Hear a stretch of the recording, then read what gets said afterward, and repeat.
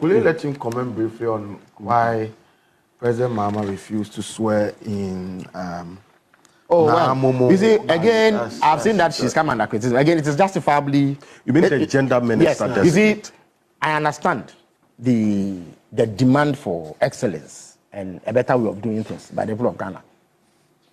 They can demand no less from all of us. As I indicated, we serve at the pleasure of the Ghanaian public. So they have the right to have a certain expectation of delivery from us. But I must indicate that because people were not aware of the background story, the gender minister has been treated unfairly in some ways. What had happened was that this morning, President Mahama is scheduled to travel to Angola, Tanzania, and Kenya for some very important government-related business.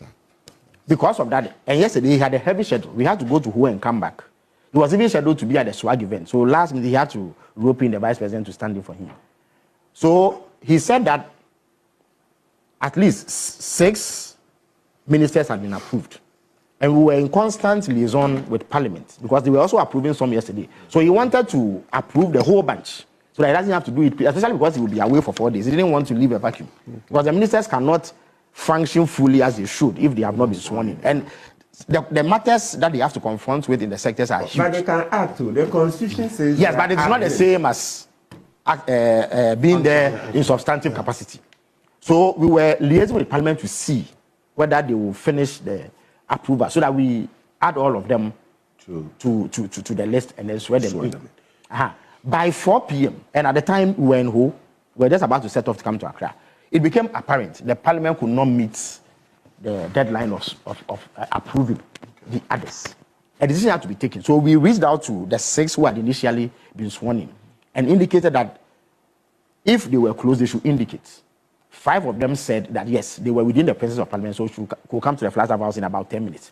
Naa Momo truthfully indicated that a family emergency had taken her out of Accra. And therefore, it was going to be very close. We encouraged her to come nonetheless. And that if she got there in time, she will be added. If for some reason she could not make it in time, we will do it another time.